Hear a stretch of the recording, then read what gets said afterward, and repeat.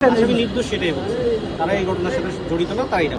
আজকে এই মামলা 4 শুনানির জন্য ছিল। আমরা আসামির পক্ষে আমি আসামির বিচারের জন্য আবেদন করেছি। আমাদের বক্তব্য ছিল এই মামলা যেহেতু ডিএনএ রিপোর্টে বীর্যের উপস্থিতি শনাক্ত হয়নি এবং এই মামলাগুলো চাক্ষুষ সাক্ষী নেই, সেহেতু এই আসামি সোহেল রানা এবং স্বপ্না খাতুনের অব্যাহতি চেয়ে বিজ্ঞ আদালত আবেদন করেছিল। বিজ্ঞ আদালত আমাদের আবেদন নামঞ্জুর করে আসামিদের বিরুদ্ধে চার্জ করে দেওয়া। আমাদের বক্তব্য আসলে বিজ্ঞ আদালত এই পর্যায়ে হয়তো আমলে নিয়ে নেয়, আমরা সাক্ষ্য প্রমাণে সেটা নিয়ে বিচার হবে। আসামিদের সঙ্গে কথা বলার সুযোগ পেয়েছেন? যদি পেয়ে থাকেন, আদালতে তোলার সময় আসামি গণমাধ্যম কর্মীদের কাছে বেশ কিছু কথা বলেছেন।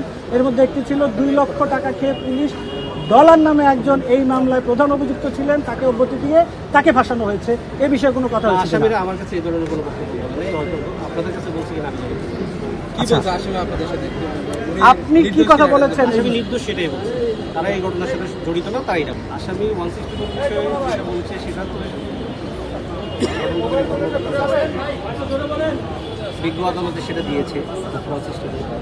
আর আমার কাছে আসলে আসামির সাথে আমার যতটুকু কথা হয়েছে 164 জবরদস্তি করে আদায় হচ্ছে, সেই বিষয়ে কিছু বলেনি। তবে তারা বলেছে তারা ঘটনার সাথে সংশ্লিষ্ট না, তারা নির্দোষ, এটা বলছে। আপনার প্রত্যাশাটা কি থাকবে? আমার প্রত্যাশা হবে মামলা যেহেতু চার্জ গঠন হয়েছে, কালকে থেকে সাক্ষী মামলার আমরা আমাদের আসামি পক্ষে যেসব যুক্তি উপস্থাপন করা দরকার আমরা চেষ্টা করবো ন্যায় বিচারটা নিশ্চিত হোক।